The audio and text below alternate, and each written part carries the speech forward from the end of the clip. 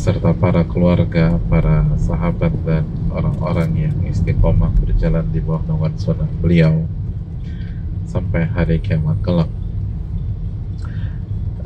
Hadirin yang Allah muliakan, yang pertama-tama tentu kata syukur kita kepada Allah yang mempertemukan kita pada kesempatan kali ini. Pertemuan yang mungkin bagi sebagian pihak adalah pertemuan biasa, rutinitas setiap pekan. Tapi orang-orang yang beriman sadar bahwa ia tidak akan mungkin bisa melangkah dan bertahan dari pekan ke pekan kecuali kekuatan dan taufik dari Allah Subhanahu wa Ta'ala. Oleh karena itu, ia akan bersyukur dan ia akan terus bersyukur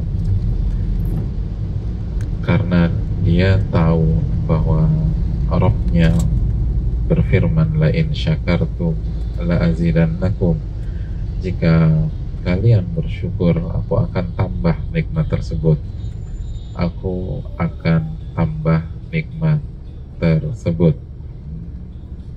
Dan jika kalian kufur nikmat, tidak bersyukur kepada Allah Subhanahu wa Ta'ala, inna azabi lasyadid, ketahuilah azabku sangat pedih, azabku sangat pedih.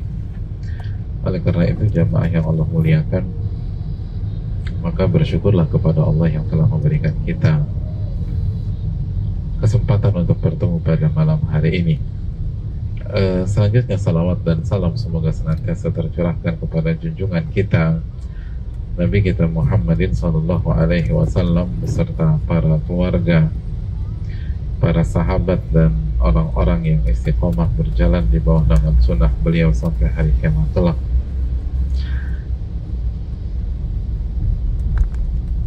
Hadirin yang Allah muliakan,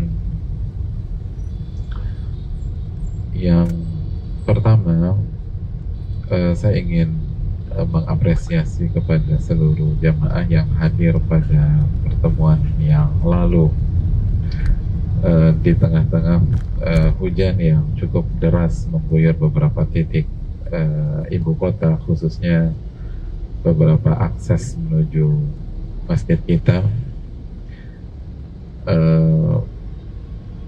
Tapi teman-teman atau jamaah tetap berusaha untuk hadir, dan itu layak untuk diapresiasi. Suruh ngambil kanan biar nggak macet dan di semoga Allah kanan. memberikan pahala dan amal ibadah. Iya, mereka tuh dikasih jalan di kanan biar nggak macet. Dan ini sebagaimana jadi kita ada belokan ke kanan. memberikan uzur bagi yang tidak hadir karena hujan. Tuh, cepet banget sehat gitu. Dan Masih kira itulah ngapain, masa putar balik gitu loh. konsep di dunia ilmu jamaah sekalian. Selalu berusaha memberikan uzur dan selalu berusaha memberikan uzur. Eskavator, lihat tadi ada eskavator. Uzur itu apa? Eskavator besar sekali, lihat. Ini udah uzur Pak Ustadz. Eskavator warna apa? Jadi memberikan uzur, itu lihat itu. Tuh. Ketuaan. Uzur itu memaklumi, ya, artinya memberikan atau mencari alasan Eskavator. agar kita bisa Warna apa eskavatornya? punya ilmu maklum yang banyak untuk orang tersebut. Ya, kita mau ke Salah Bekasi. tetap salah kalau misalnya itu sebuah kesalahan. Tapi kenapa sih dia bisa begitu? Oh, mungkin dia lagi capek, dia lagi letih, dia lagi lelah. Itu uzur.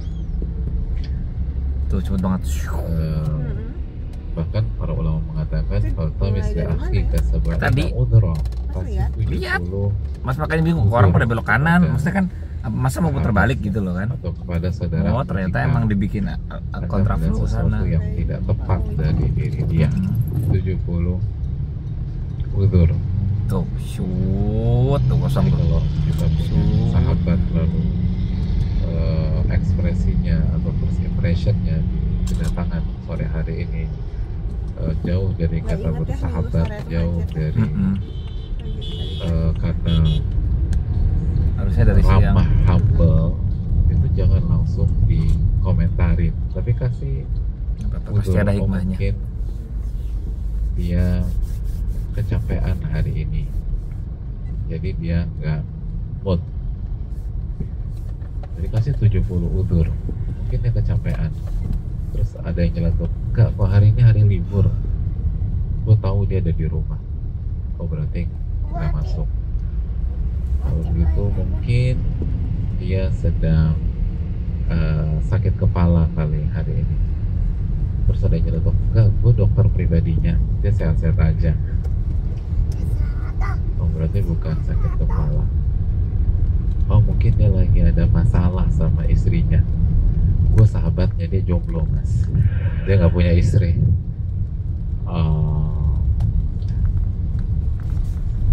Oh kalau gitu mungkin ibunya lagi sakit, dia sedih banget sama ibunya. Mas, aku kakaknya, ibu kami udah lama meninggal. Terus 7 alasan, 8 alasan, 9 alasan, 10 alasan, 70 jamaah, 70.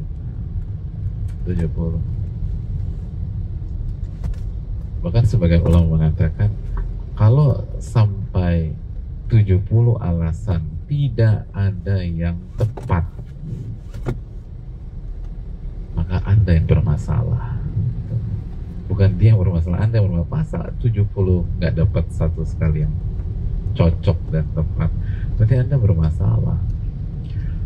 Oleh karena itu hadirin yang Allah muliakan, ya penerapannya di majelis kita kali ini itu tadi yang nggak hadir pada pertemuan. Kalau berangkat jam 9 tadi lancar banget pasti ya. Udur Kalau jadi berangkat jam 9 lancar banget. Memang nggak mudah.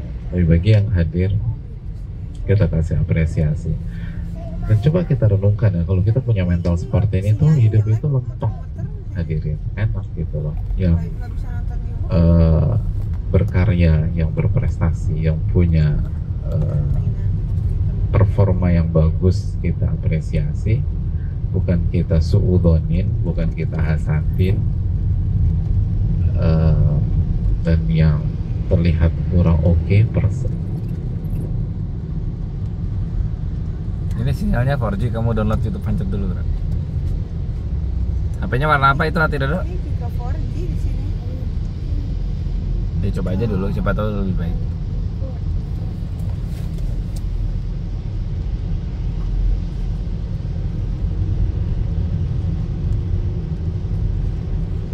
Kok paus? Oh iya ya. Iya, muter-muter. Ya udah.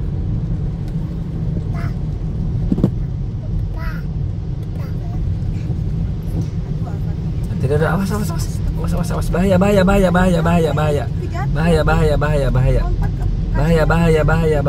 tidak ada di belakang sama ibu ya, bahaya sayang. Kalau kau suka hati sorakore, kalau kau suka hati loncat-loncat, kalau kau suka hati cium ibu.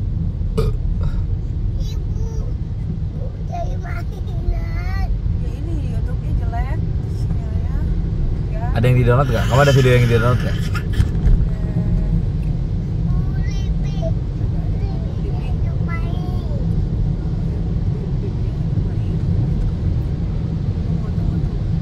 Performanya kita kasih udur buat dia.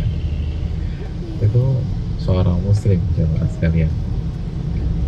Terus yang kedua, saya minta maaf, minggu lalu ada miskom kayaknya bagi yang bajunya lepek ya, saya nggak sempat ketemu dengan beliau, tapi insya Allah malam ini bagi yang bajunya lepek Sabtu lalu, bukan sekarang kan? Memang sekarang ada hujan ya, enggak kan? Ya kalau lepek berarti dia main air di tempat lain, dan ini bukan urusan saya dengan dia, itu privacy dia. Tapi bagi kemarin yang berusaha hadir sampai bajunya kebasahan atau bajunya lepek, mungkin ada yang sambil menggigil di luar sana, nggak enak Ini bisa masuk kok. takut mengotori karpet gitu ya. Atau yang lepek tapi udah sempet beli baju Thumbnailnya nggak mas ganti ini loh, misalnya di lantai nggak mas setting 3, loh, thumbnail alami. nggak apa-apa datang aja Bagus ya? malam ini. Jadi dia lepek terus dia ganti dia beli baju di lantai 3, lalu datang Si sini siapa? udah kering. Ben. Tolong datang malam hari ini, apa namanya, coba kita kalau saya lepek terus ganti beli bajunya di lantai 2 gimana? Nggak apa-apa, lantai 2 juga boleh, nggak harus di lantai 3. Maksud saya lantai 2, lantai 1 terserah. Itu poinnya. Iya. Dan hadirin yang Allah muliakan, dan seperti contoh minggu lalu ketika hujan turun lalu kita ingin datang ke kajian rutin kita, tapi ada kendala hal tersebut. Kalau memang kita benar-benar nggak bisa datang, benar-benar mungkin sakit atau ada alasan lain, itu nggak ada masalah. Tapi kalau sebenarnya kita bisa datang, cuman kendalanya ya macet lah, ya basah lah, nah percuma gue datang juga terlambat. Saya sarankan coba evaluasi kembali pola kita seperti itu. Kenapa demikian? Karena yang pertama, kaidah dalam dunia ilmu itu jamaah, sebagaimana ucapan para ulama, al ilmu idza a'taitahu kullak a'taka ba'dah. Ilmu itu kalau Anda memberikan seluruh jiwa raga Anda, maka ilmu hanya memberikan sebagian dari dirinya. Jadi ilmu itu kalau kita berikan seluruh jiwa raga kita totalitas habis-habisan, dia nggak akan kasih semuanya. Dia nggak akan kasih semua dirinya. Dia hanya kasih sebagian aja. Artinya orang yang totalitas seluruh jiwa raganya diberikan, itu bukan otomatis dia akan menguasai seluruh Al-Quran dan hadis Nabi SAW. Tetap aja nggak mungkin. Ilmu itu akan kasih separuh atau sebagian dirinya. Itu yang udah totalitas, udah habis-habisan. Makanya kita tahu sebagian ulama itu masa tuanya buta, seperti Al-Imam Ibnul Qayyim rahimahullahu ta'ala. Itu di masa tua beliau diriwayatkan buta. Di antara faktornya karena memaksakan membaca di saat penerangan tidak seperti saat ini. Jadi dipaksain baca, akhirnya mata kena dan pada akhirnya buta. Jadi para ulama tuh untuk ilmu totalitas. Jadi aku bayangin Miftah dari Sa'adah, terus Madarijus Salikin, lalu Ighathatul Lahfan, Zadul Ma'ad, Da'wat Dawa, itu pertaruhannya mata hadirin. Di antaranya, baru di antaranya mata tuh, mata dia buta. Jadi kalau kita ingin berhasil di dunia ilmu tapi mentalnya masih setengah-setengah, nggak akan bisa, nggak akan berhasil, tidak akan berhasil. Kita akan gagal. Jadi tolong kita evaluasi diri kita lagi, dan kita tidak sedang menyalahkan siapapun, karena Allah mengatakan itu manusia seringkali lebih tahu apa kondisinya. Makanya kan balil insanu ala nafsihi basirah dalam surat Al-Qiyamah ayat 14, dan manusia itu lebih tahu tentang dirinya sendiri. Walau alqa Kalau ma'adhirah. misalnya kita nggak hadir karena itu, coba evaluasi. Ilmu itu kalau Anda kasih seluruh jiwa raga Anda, dia hanya kasih sebagian dirinya aja. Dan ini sumber atau ini kunci sukses di dunia dan akhirat. Oh, ini Bekasinya tuh yang udah mepet Jakarta, Inilah pantesan cara jauh. atau kunci agar Allah merubah masa depan Suruh naik kita. jembatan tol. Ilmu, teman-teman. Ilmu Jembatan jamaah. layang. Peradaban itu dimulai dari ilmu. Makanya ketika Allah ingin berubah peradaban melalui tangan Rasulnya Shallallahu Alaihi Wasallam, ayat pertama adalah Iqra. Iqra, bukan solu, bukan sumu, atau bukan sum, bukan soli, bukan zaki. Iqra, baca. Iqra bismi rabbikal ladzi khalaq. Baca. Kalau kita ingin merubah diri kita, jika kita ingin meningkatkan iman dan takwa kita untuk akhirat dan kualitas kita di dunia, kita harus punya mental pembelajar yang totalitas. Terus jamaah sekalian, kasus seperti minggu lalu, bagi yang tidak ada kondisi darurat ya, atau hajat yang lain, itu bukan tentang masalah kedatangan atau tidak datang. Kasus seperti minggu lalu itu masalah mental, jangan mental pantang menyerah, mental mujahadah. Kan kita udah bahas tentang mujahadah. Nah, itu harus dipraktekin. Nah, kalau kita nggak bisa praktekkan di kajian kita di rumah Allah seperti ini, gimana kita bisa praktekkan di luar sana? Gimana kita bisa praktekkan di rumah kita? Mujahadah, bersungguh-sungguh. Jadi ketika mau ibadah, mau kajian, terus kondisi berat, basah, mungkin banjir, macetnya luar biasa, hektiknya luar biasa, tapi tetap aman, tetap safety, maju terus ya, datang walaupun sampai sini kajiannya udah bubar. Lo ustadznya mana? Ustadznya udah pulang 5 menit yang lalu. Lo nggak apa-apa. Ini bukan tentang sekedar kan kita udah bahas di kajian ini. Ini bukan tentang sebatas konten. Kalau konten nggak usah datang malam ini juga, insya Allah aman. Tinggal lihat aja uploadingnya nanti.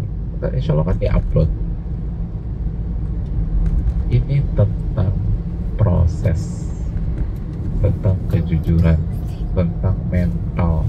Yang mau kita rubah adalah mental kita, mentalnya orang-orang bertakwa, mentalnya orang-orang beriman yang pantang menyerah, yang fight, yang maju terus, yang gak mundur hanya karena basah, macet, ribet, keringetan.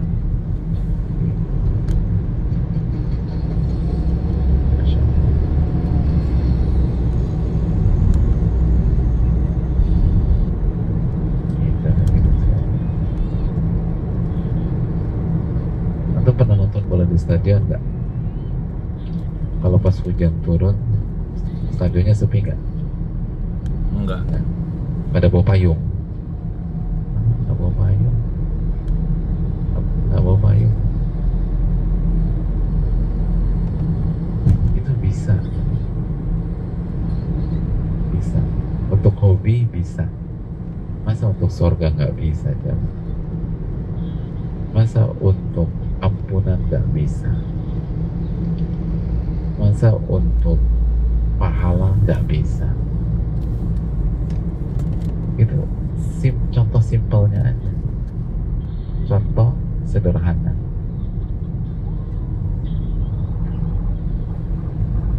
Itu hadirin.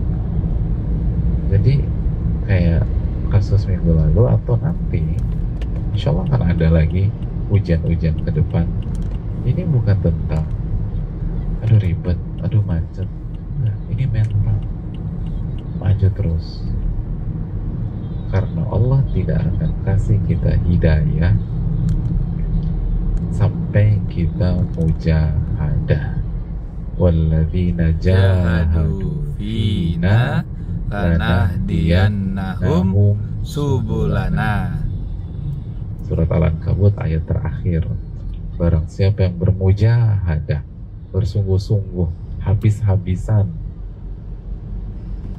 di jalan kami akan kasih petunjuk hidayah. Makanya hidayah itu nggak bisa ditunggu. Mental harus cari dong. Karena kan katanya kita mau hijrah aja, Pak. Hijrah kan diuji sama Allah. Ya kalau mentalnya dikit-dikit down, dikit-dikit, udah gue nggak bisa, gue nyerah deh. Ada muter balik. Udah gak usah ke kajian, roti bakar. Gimana mau sukses kalau dikit-dikit roti bakar? Indomie telur, mentega, kornet, apalagi sih? Keju. Mau hujan, mau macet, pokoknya tujuan kita majelis sudah. Walaupun sampai udah bubar, maju terus. Walaupun ustadznya nggak tahu, antum lepek-lepek gitu, menggigil, gemeter, ustadznya nggak tahu, panitia nggak tahu, tapi Rabbus samawati wal ardh tahu, jemaah.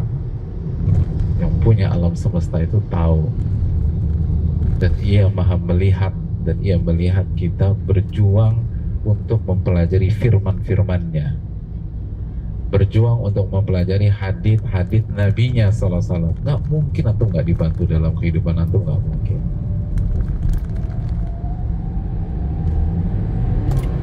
Ini masalah mental, ini masalah karakter. Ini kasus seperti kemarin itu tentang fighting spirit, teman-teman.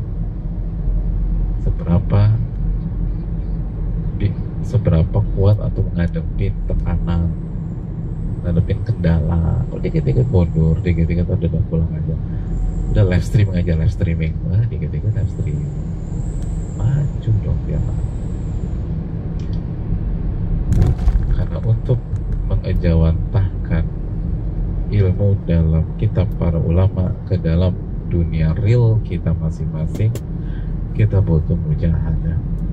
Nggak akan bisa kalau kita gampang mundur, gampang libur, gampang down, gampang muter balik, gampang balik kanan. Ar-rahah la tunalu birrahah, kata Imam Ibnu Jauzi. Kenyamanan tidak akan lahir dari kenyamanan. Man talabal ula sahirul layal. Barang siapa yang ingin kesuksesan, dia harus begadang, dia harus capek, dia harus kurang tidur. Nggak bisa santai-santai sukses lah.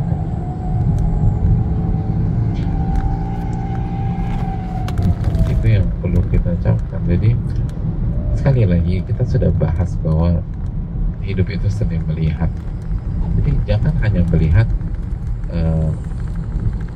kajian pada saat hujan, jadi kita nggak datang. Enggak, itu bukan hujan, itu ujian mental kita. Dan enaknya hadirin, ujiannya bernama hujan. Hujan itu ma'an mubarakan, air yang berkah. Udah kurang enak apa lagi, dikasih air yang berkah kok mundur gitu. Belum dikasih air bah loh, air berkah, masa mundur? Baru kasih air berkah. Gimana kalau dikasih air yang lain? Itu yang perlu dibaca. Tapi lagi-lagi nasihat seperti ini kita berikan untuk diri kita.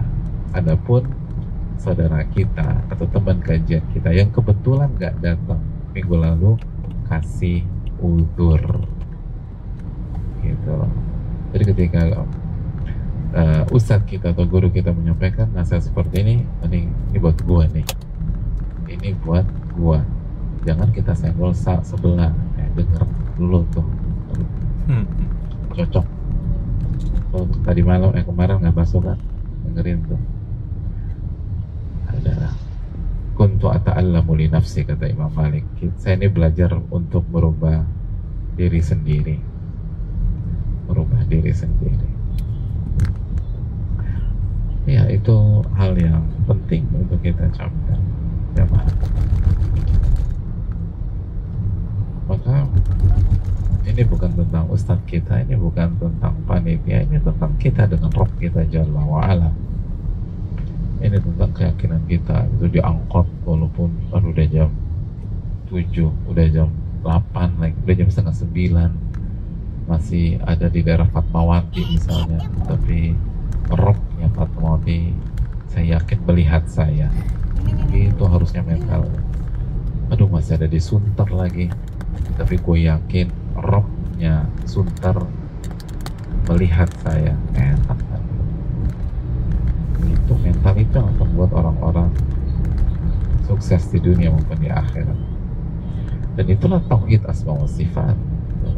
Itulah tauhid asma wa sifat. Iya, kita akan masuk ke materi lanjutan kita.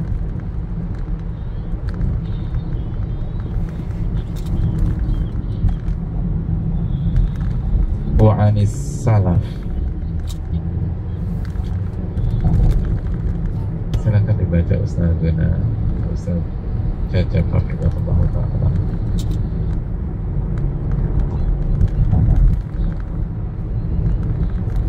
Rabbil Alamin, wassalatu wassalamu ala ashrafil mursalin wal mab'uthi rahmatan lil alamin, nabiyyina Muhammadin wa alihi wa sahbihi ajma'in. Amma ba'd. Qala al-musannif al-imam Ibnu Jama'at al-Kinani rahimahullahu ta'ala: wa 'anis salafi haqqun 'ala al-'alimi an yatawadha'a lillahi fi sirrihi wa 'alaniyatihi wa yahtarisa min nafsihi wa yaqifa 'ala ma ashkala 'alayhi. Iya, jazakallahu khair Ustaz. Barakallahu fikum. Hadirin yang Allah muliakan,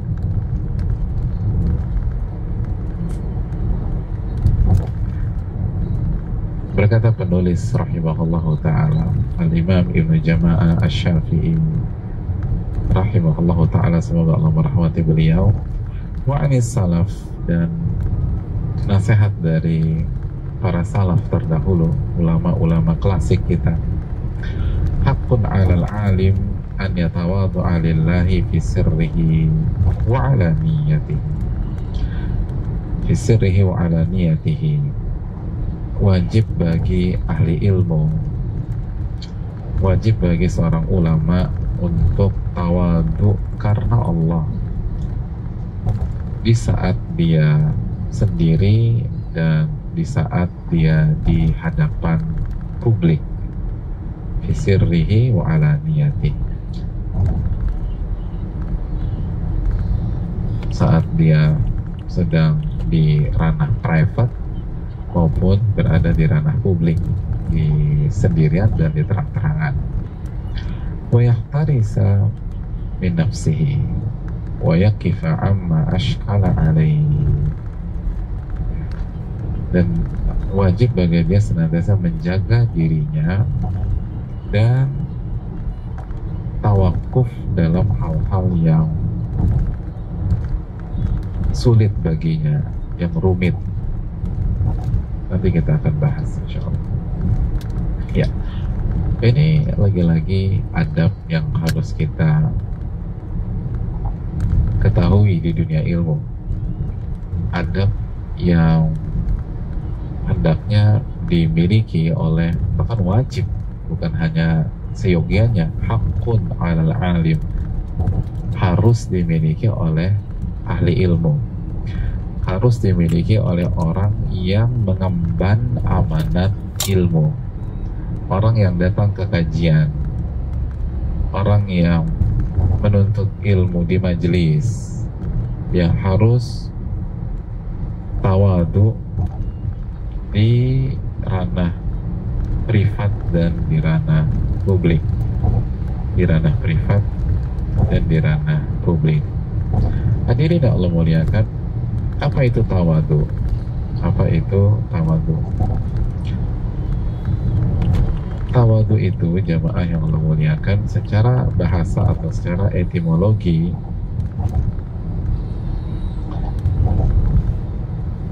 dijelaskan oleh para ulama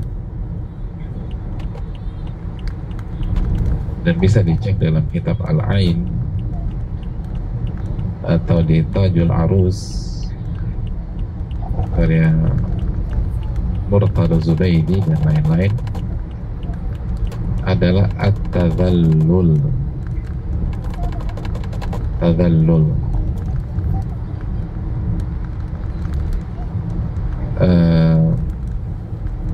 kerendahan atau kehinaan.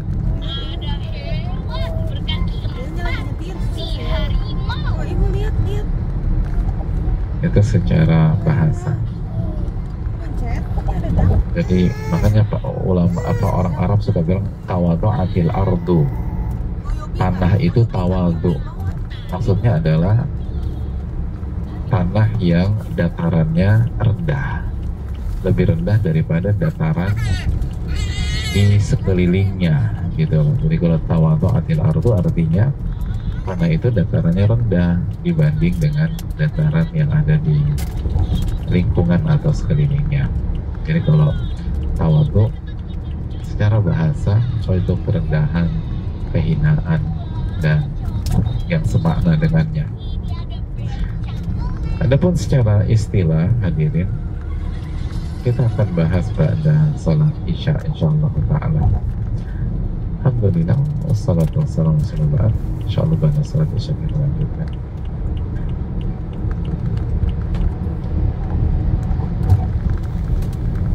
Ya, hadirin yang Allah muliakan, salah satu sunnah Nabi Sallallahu Alaihi Wasallam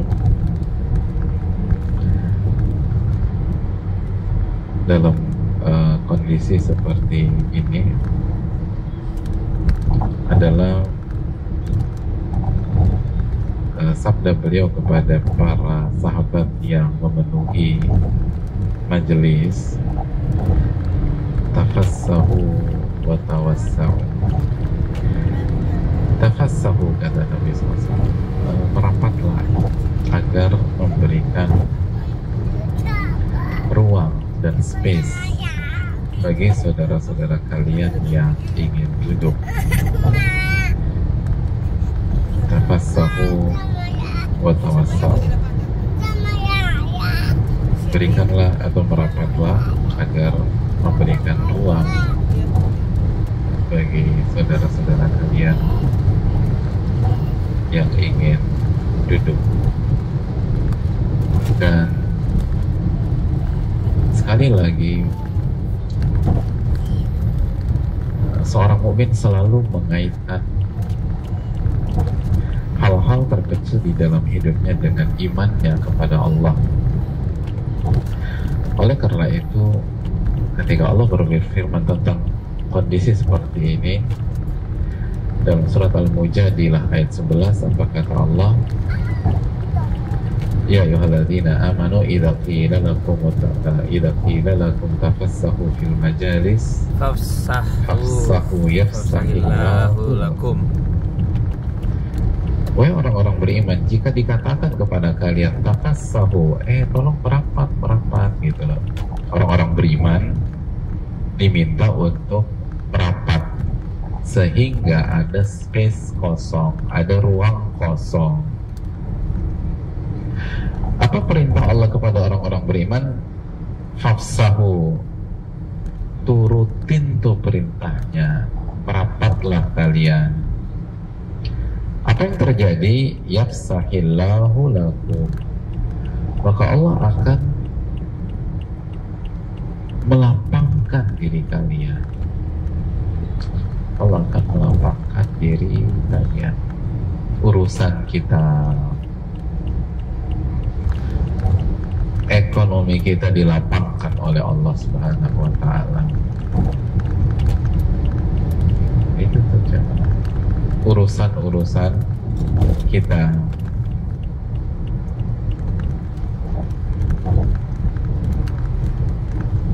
Jadi hadirin yang Allah muliakan, lihat ya, hal-hal terkecil di dalam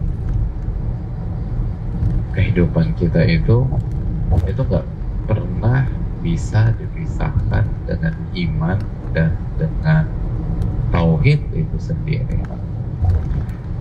Dan itulah cara berpikirnya orang-orang beriman. Kalau saya rapatkan, emang sih nggak nyaman, emang nggak nyaman. Apalagi udah dapet tempat-tempat favorit, nyender itu kan, paling susah disuruh merapat. Tapi apa arti nyender selama beberapa menit dibanding kalau Allah lapangkan urusan saya pada pekan ini misalnya? Saya mau tanya sama nyender, rencananya nyender sampai subuh atau zuhur pekan depan? Kan paling kita nyender cuma beberapa menit aja. Ada yang rencana nyender sampai pagi? Yang sampai pagi angkat tangan. Sampai subuh? Ada. Itu yang perlu kita camkan jemaah sekalian. Jadi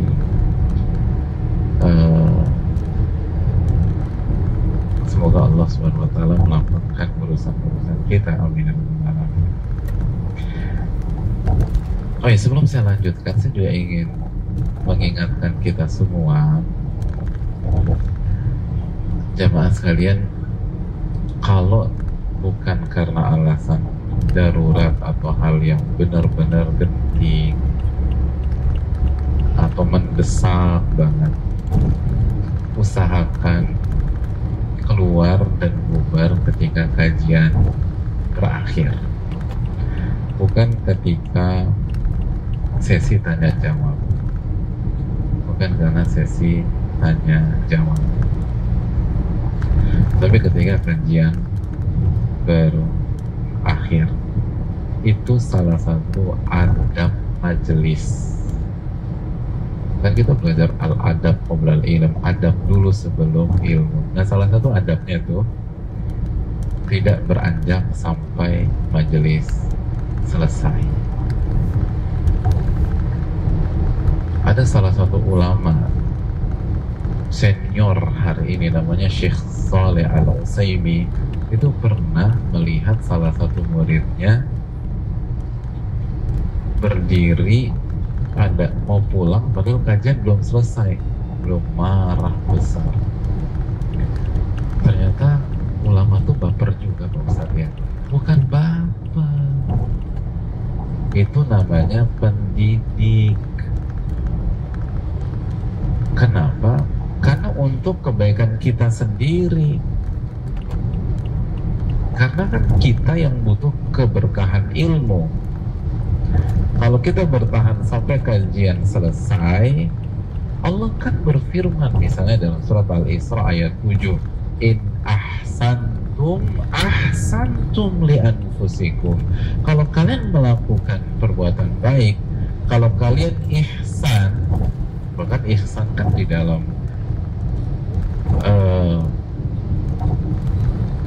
framing agama kita itu bukan hanya sekedar baik, tapi baik level paling tinggi, di atas Islam, di atas iman. Maka kebaikan itu akan kembali ke diri kalian. Kebaikan itu akan kembali ke diri kalian. Tapi saya mau tanya, sebenarnya kendalanya apa sih kalau kayak habis selesai materi langsung pada sebagian yang bubar gitu? Nggak semua saya tahu, tapi ada beberapa jamaah itu langsung pulang. Coba yang langsung pulang kalau kajian sesi materi selesai, siapa? Katakan. Nggak ada. Jadi yang biasa pulang pekan-pekan lalu, malam ini nggak ada yang datang. Hebat juga ya. Ya Allah. Kendalanya apa sih? karena sudah malam. Ya kita mulai kan udah malam juga hadirin. Kita mulai kan maghrib. Bis ya? Bis apa? Maesari Bakti. Udah nggak ada Maesari Bakti. Aduh, alasan aja jawabannya. Ngomong-ngomong, antum tau nggak bus Maesari Bakti? Nah, milenial sudah tahu lah. Maesari Bakti.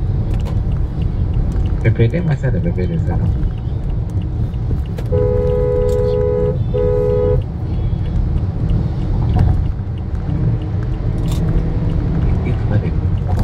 Tadi kita udah bilang, ilmu itu kalau kita nggak perjuangkan nggak akan dapat. Dan bisa jadi hidayah buat kita, ilmu yang kita butuhkan justru di sesi tanya jawab ya kan. Kita pergi nggak dapet tuh ilmunya. Alasannya macet turun ke bawah ya, kalau misalnya pas bubaran turun ke bawahnya lama. Zaman saya tahu salah satu yang hadir malam hari ini itu untuk datang ke kajian malam hari ini itu kurang lebih dia harus menempuh perjalanan sampai masjid ini 10 jam. Kajian malam ini nih 10 jam. Jadi ada orang-orang kayak begitu. Nah kan Allah kata fastabiqul khairat wa fi dzalika falyatanafasil mutanafisun. Dalam amal soleh, dalam surga inilah orang-orang soleh itu berkompetisi. Nah kompetitor antum tuh kayak begitu tuh, yang datang kajian harus menempuh perjalanan 10 jam. Nah, kalau kita nggak kuat-kuatan, kalah kita jangan. Kecuali kalau benar-benar genting. Benar-benar genting.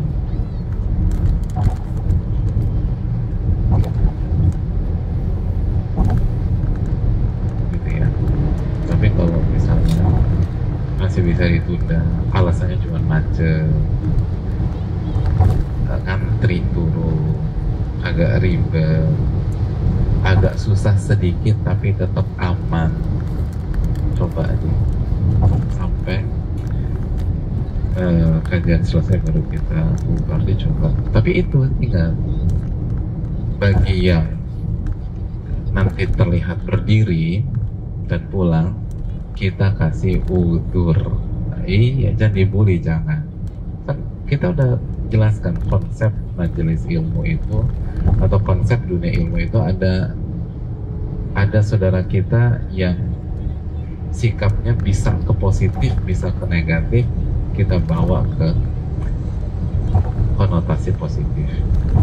Kita bawa ke framing positif, jangan bawa ke framing negatif. Itu kaidah. Lihat sikap saudara kita bisa ke positif, bisa ke negatif, selalu bawa ke positif, selalu bawa ke positif. Ya, ini. Dan ini tentang antum kok gitu. In ahsantum ahsantum ya anfusikum. Ini tentang kita sebagai jamaah atau sebagai murid.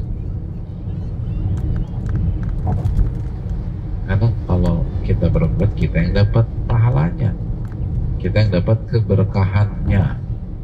Tapi kalau sebaliknya, wa in asatum falaha. Tapi kalau Anda melakukan perbuatan buruk, Anda yang akan dapat bumerangnya. Itu baik. Jadi jamaah yang Allah muliakan, coba bertahan semaksimal mungkin. Dan kita selesaikan juga nggak larut malam kan. Yang pernah kita bubaran jam 11? Nggak pernah kan 11. Jam 10 juga nggak pernah. Kan 9 kurang. Jadi itu yang perlu kita ucapkan. Dan sekali lagi, sesi tanya jawab kan juga ibadah hadirin. Fas'alu ahla dzikri in kuntum la ta'lamun. Bertanyalah kepada ahli ilmu jika kalian tidak tahu. Jadi pertanyaan itu ibadah. Jadi kalau bisa ya, jumlah pertanyaan itu sama dengan jumlah yang hadir. Gitu, bisa nggak? Loh, karena ketika kita bertanya dapat pahala, jemaah.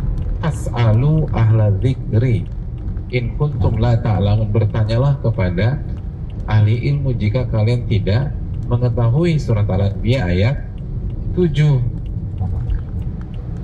Maka ketika kita bertanya, kita mengamalkan ayat tersebut, pahala ibadah. Habis aku nanya dari kajian pertama sampai sekarang gak dijawab-jawab juga. Lo dijawab nggak dijawab, kita kembalikan ke takdir Allah. Yang penting kita ibadah dulu. Rugi kita. Jadi kalau kita pulang nggak dapat kita ibadah.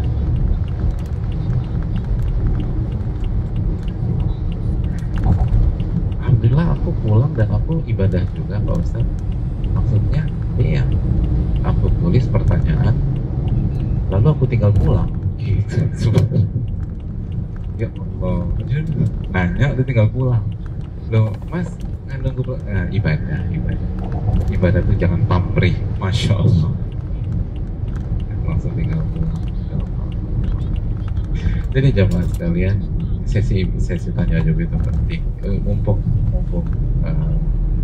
momennya tepat, tadi kita juga ingatkan, kalau bisa sekali lagi yang pulang dari waktu-waktu di terminimalisasikan, dan kita bubar ketika semua sudah dulu, dan kita baca doa kafaratul majlis. Banyak yang pulang nggak baca doa kafaratul majlis, padahal itu penting untuk menggugurkan dosa-dosa kita jemaah. Ini salah satu adab yang perlu kita camkan bersama-sama, yaitu poinnya. Dan ingat, kompetitor antum untuk masuk surga itu banyak yang jago-jago. Kita nggak usah bicara level ulama, ini aja kita nih yang secara umum teman kajian di Sabtu malam ini gitu kan, ada yang untuk datang menghabiskan waktu perjalanan 10 jam. Lalu bagaimana dengan kita? Turun ngantri dari ke bawah setengah jam, 45 menit, nggak ada apa-apa. Nggak ada apa-apanya. Iya. Ya, kita lanjutkan hadirin yang Allah muliakan. Kita masih bersama akhlak atau adab di dunia ilmu. Adab di dunia ilmu yang wajib kita perjuangkan, yang wajib kita miliki. Tentu kita masih jauh dari kata ideal, apalagi yang bicara pada detik ini. Tapi hadirin yang Allah muliakan, ini hanya upaya untuk menjalankan amanat, dan kita berusaha semaksimal mungkin untuk mewujudkannya. Salah satu adab yang harus kita perjuangkan adalah ketawaduan. Dan secara bahasa tadi kita sudah bahas, arti tawadu apa jemaah? Kerendahan, kehinaan, kerendahan. Adapun secara istilah, ada banyak keterangan para ulama, baik ulama klasik sampai ulama kontemporer tentang masalah tawadu. Saya coba rangkum dengan segala keterbatasan saya, dan saya sebutkan keterangan dari 2 ulama besar klasik saja ya. Jadi daripada kita sebutkan definisi panjang lebar, mendingan kita rangkum aja bahwa tawadu secara istilah jemaah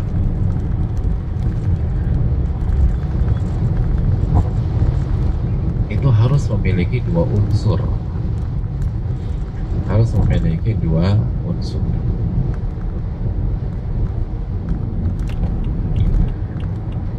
Unsur yang pertama,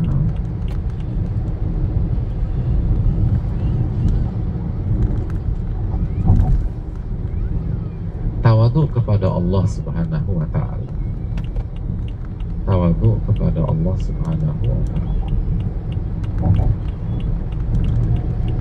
atau kepada Allah dan Rasulnya.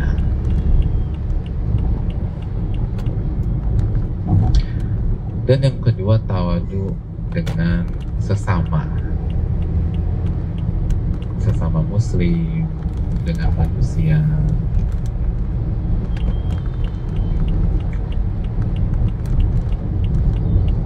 Adapun tawadhu kepada Allah dijelaskan oleh Al-Imam Fudail bin Iyad, nama yang tidak asing lagi di dunia ilmu, Al-Imam Fudail bin Iyad.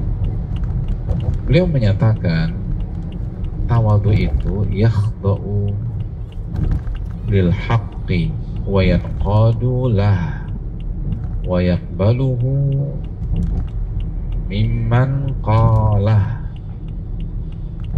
Tawadhu kepada Allah atau Allah dan Rasulnya adalah tunduk kepada kebenaran, tunduk kepada al-haq, tunduk kepada al-haq atau kebenaran. Al-haq itu artinya kebenaran. Wa yanqadulah, dan taat kepada kebenaran. Wa yaqbaluhu mimman qala, dan menerima kebenaran dari siapapun yang menyampaikannya. Menerima kebenaran dari siapapun yang menyampaikannya. Dari tawadhu kata Fudail bin Iyad, sekali lagi hadirin sekalian, dengan kultur kajian kita berusaha menjembatani jamaah dengan ulama-ulama klasik mereka,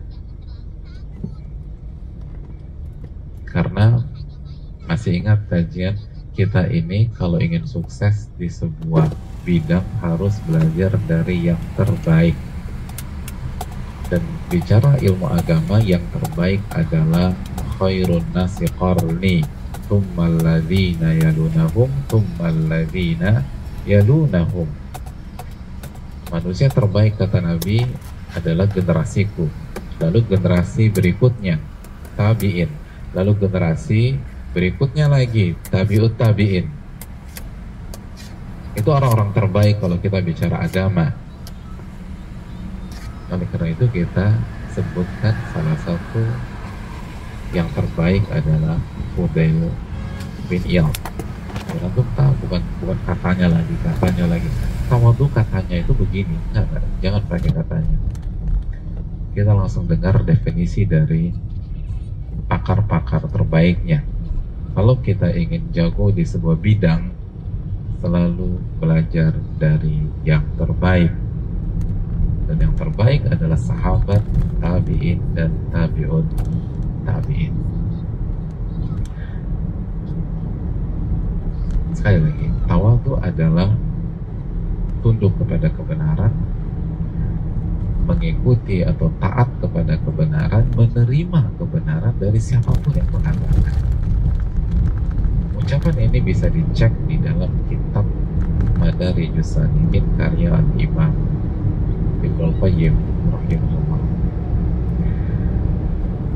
Madarijus Salikin karya Ibnul Qayyim.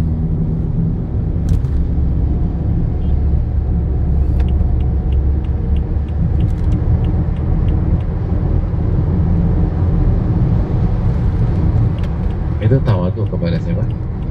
Kepada Allah. Sekarang tawadhu dengan sesama. Lagi-lagi kita berusaha menjembatani jamaah dengan para pakar terbaiknya.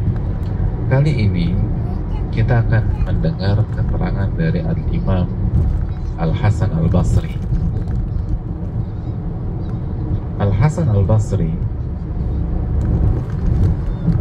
itu pernah bertanya kepada kedua sahabat beliau yang juga ulama besar, Al-Imam Ayyub dan Yunus. Kata Al-Imam Hasan Al-Basri, wa hal tadruna ma tawadu? Kalian tahu gak sih apa makna ketawaduan? Apa makna ketawaduan? Lalu beliau mengatakan, at-tawadu an takhruja min manzilika fala talqa musliman illa ra'aita lahu 'alaika fadla. An takhruja min manzilika. Tawadu itu adalah saat engkau keluar dari rumahmu, fala talqa musliman, dan tidaklah engkau berjumpa dengan seorang muslim kecuali engkau melihat dirinya punya keutamaan atas kamu, dirinya lebih baik dari kamu, dirinya punya keutamaan dari atau terhadap kamu. Itu tahu. Jelaskan Imam Hasan Al-Basri. Dan statement ini atau keterangan ini bisa dicek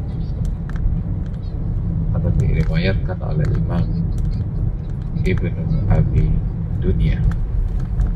Ibnu Abi Dunya.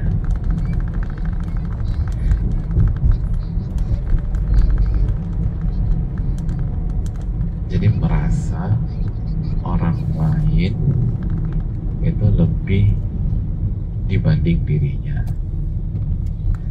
orang lain itu lebih utama dibanding dirinya.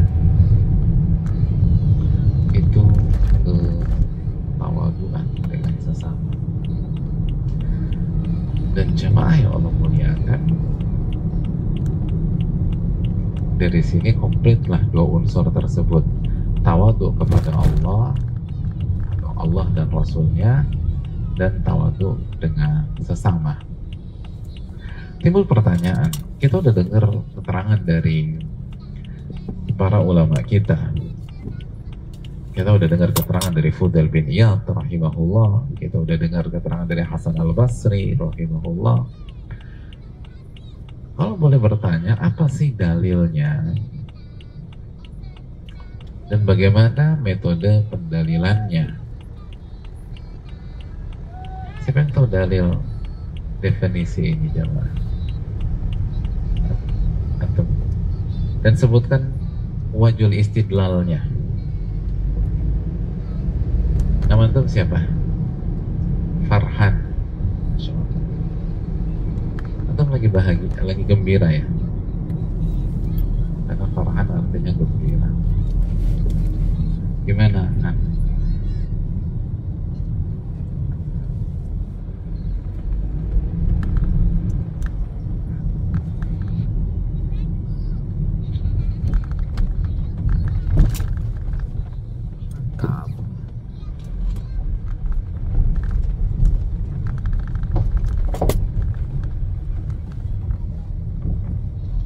Jazakallah khair. Antum udah tahu sih. Terima kasih. Apa-apa. Kita harus senang kalau murid kita menguasai apalagi lebih baik dari kita. Jazakallah khair. Ada hadiah buat Farhan.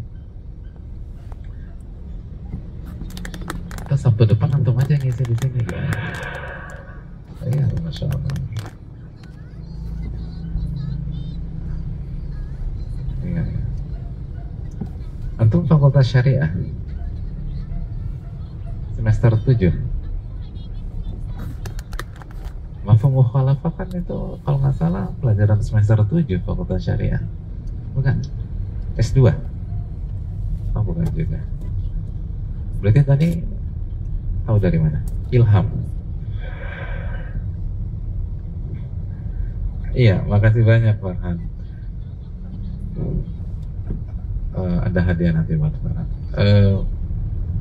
Dalilnya adalah hadis Muslim, sebagaimana yang dijelaskan Farhan hafizahullah. Kenapa emang? Loh, kenapa? Farhan baik-baik aja. Kenapa sih tadi?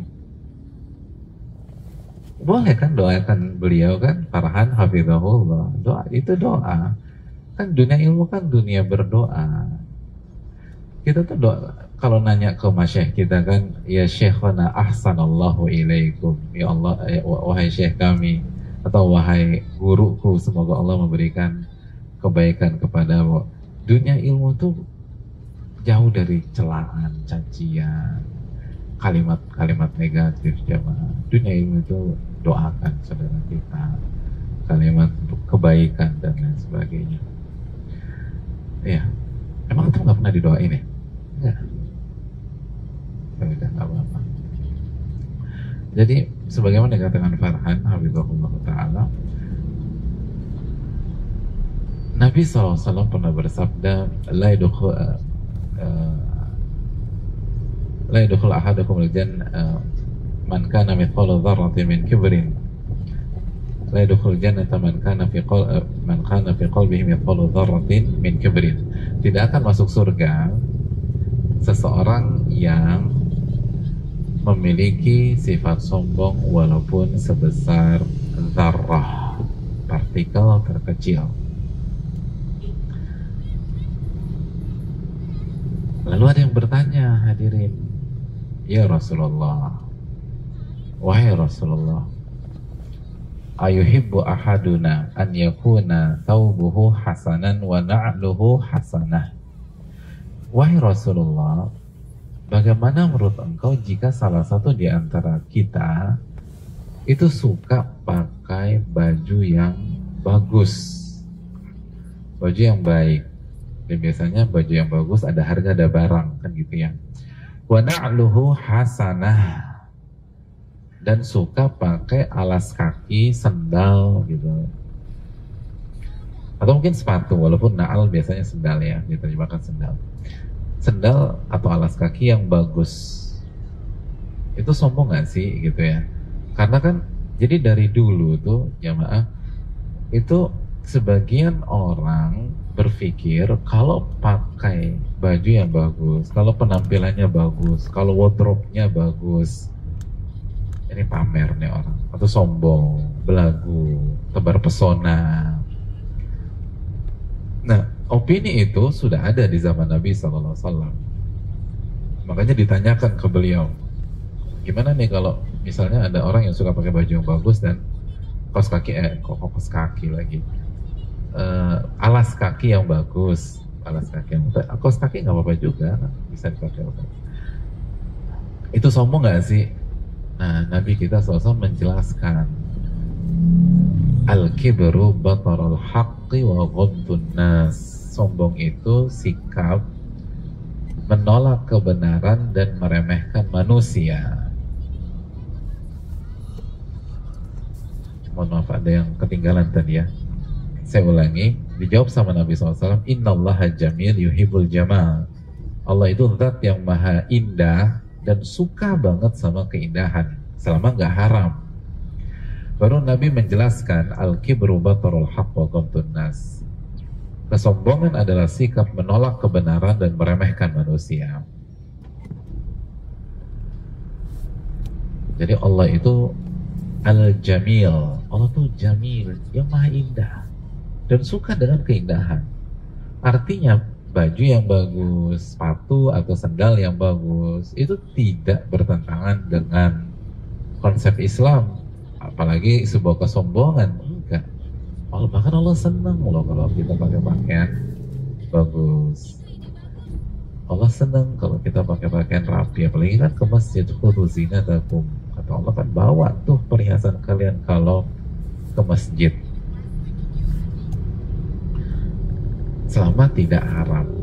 Nah, baru Nabi dudukkan, sombong itu sikap menolak kebenaran dan meremehkan manusia.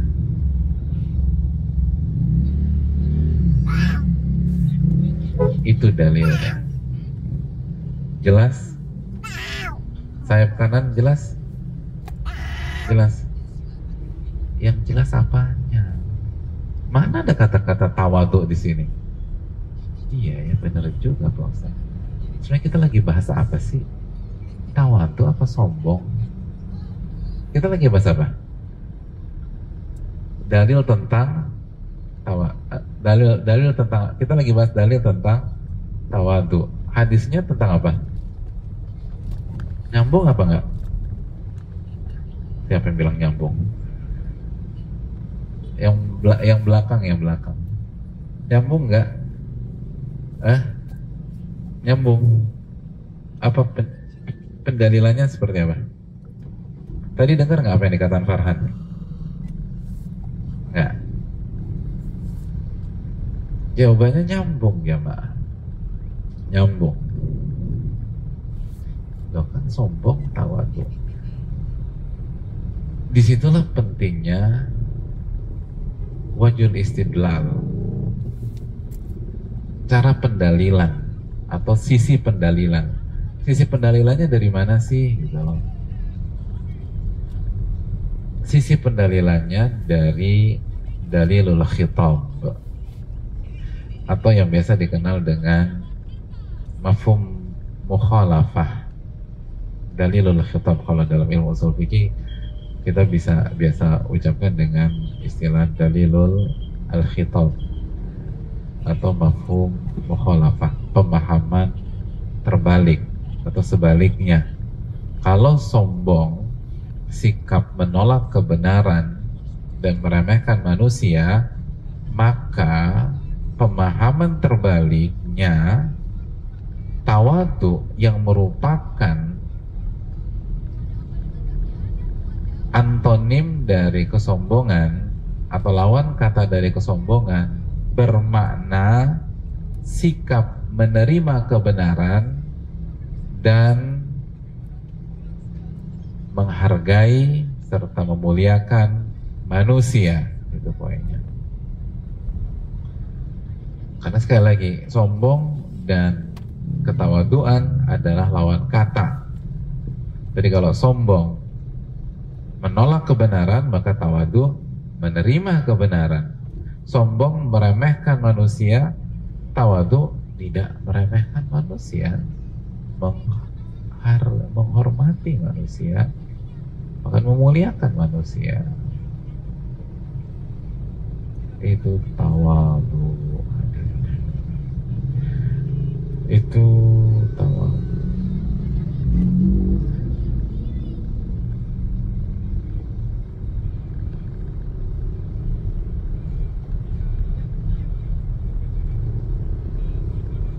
Jelas hadirin yang Allah muliakan. Jadi kesimpulannya adalah ketika Al-Imam Ibnu Jama'ah rahimahullahu ta'ala menjelaskan kepada kita bahwa seorang ulama, seorang penuntut ilmu, seorang yang mengemban amanah ilmu, yang datang ke kajian, itu harus memiliki sifat tawadhu. Artinya dia harus punya mental selalu menerima kebenaran dan menghargai manusia. Menerima kebenaran dan menghargai manusia. Itulah gabungan dari keterangan Al-Imam Fudail bin Iyad dan Al-Imam Hasan Al-Basri.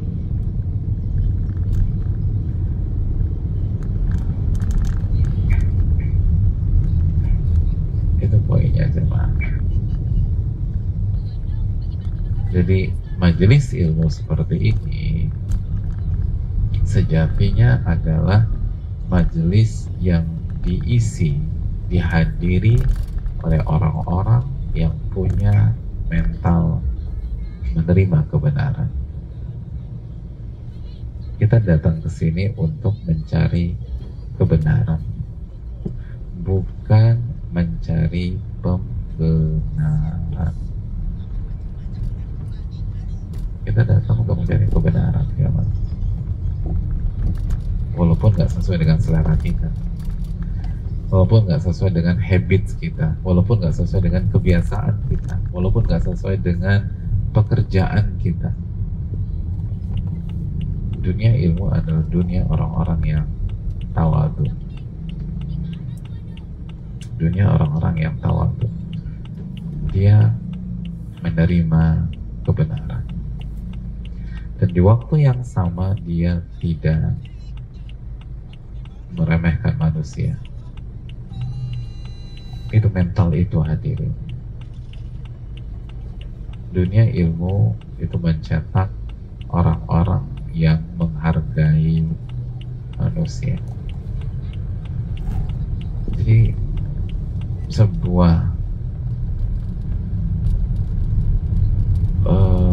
hal yang tidak sejalan dengan konsep para ulama ketika orang yang datang ke kajian menjadi arogan, suka meremehkan manusia, dan sifat-sifat seperti itu. Sedangkan inilah keterangan dari Al-Imam Ibnu Jama'ah, dan beliau salah satu ulama mazhab Syafi'iyah. Dan ini harga mati jamaah. Dunia ilmu itu genrenya harus ketawaduan.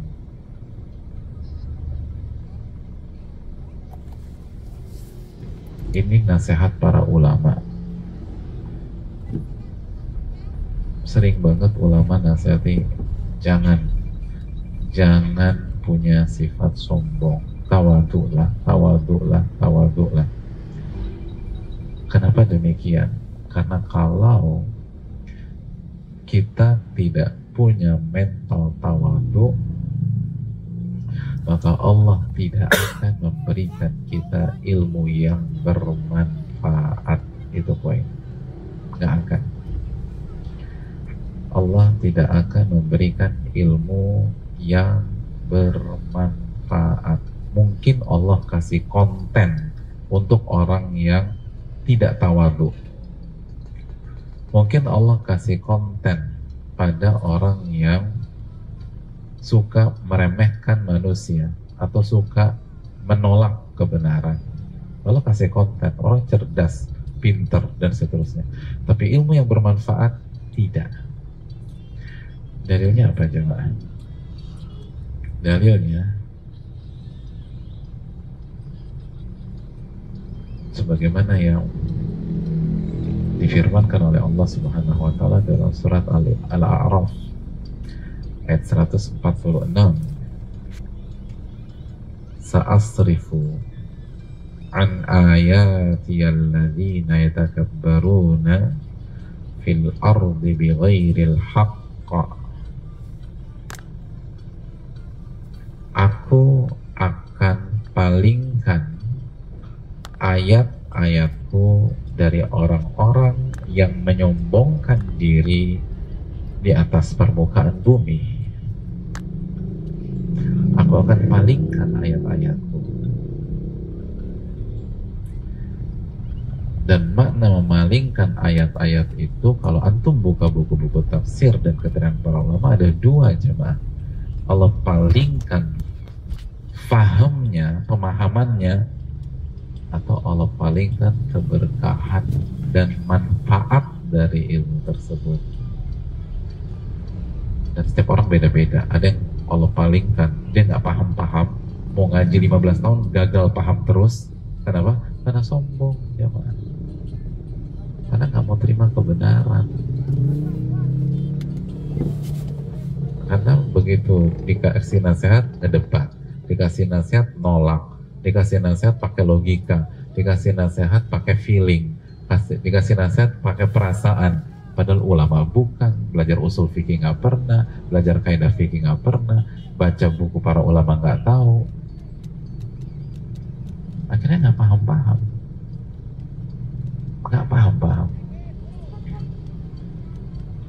Atau sebaliknya, pemahaman logikanya luar biasa, jenius, tapi Allah palingkan keberkahan dari ayat-ayatnya. Allah palingkan ilmu yang bermanfaat dari dia. Kita lanjutkan ayatnya, coba untuk melihat. Oh, ini dalam ayat ini hadirin. Kata Allah, wa iya kulla ayatin la yu'minu biha. Orang tuh kalau udah sombong, kata Allah, itu walaupun mereka melihat seluruh ayat-ayat Allah, la yu'minu biha, mereka gak akan beriman. Gak akan beriman. Seluruh ayat dikasih lihat, gak akan beriman. Tidak akan beriman.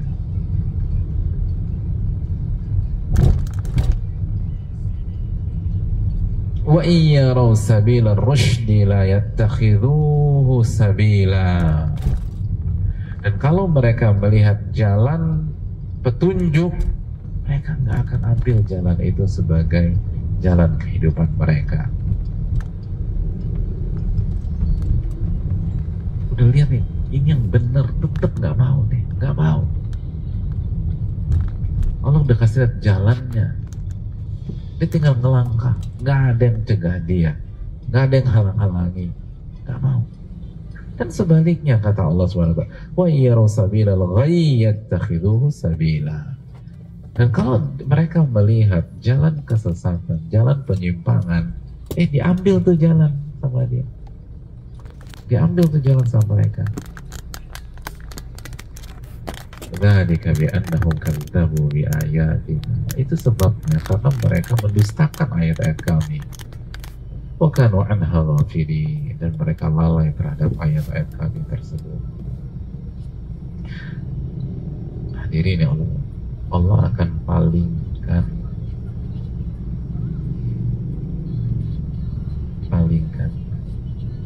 makanya saya ingat sekali keterangan Syekh Sa'ad Syatri. Syekh Sa'ad Syatri salah satu ulama yang cerdasnya minta ampun hadirin, dan pakar usul fikih pada hari ini, ketika beliau mengisi kajian tentang apa yang terjemahannya Indonesia ini,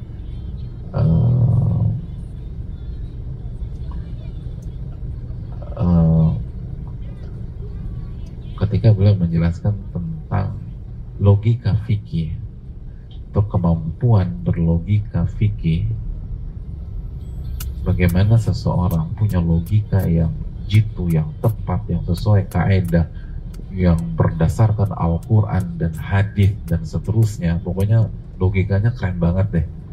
Itu salah satu yang beliau wanti-wanti apa? Tawadu. Jangan sombong, jangan sombong.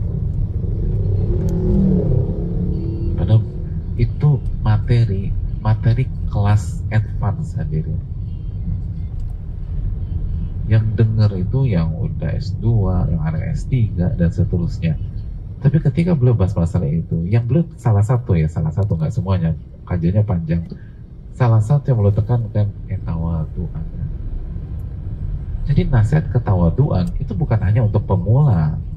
Nasihat jangan sombong itu bukan hanya untuk pemula di dunia ilmu, itu juga untuk kalangan advance. Karena Anda nggak akan punya sudut pandang dan cara berpikir ilmiah kalau sombong dan tidak tawadu. Karena Allah akan palingkan itu. Allah palingkan. Nggak kepikiran aja. Nggak kepikiran. Iya ya, kenapa begitu? Coba evaluasi sombongnya di mana tuh?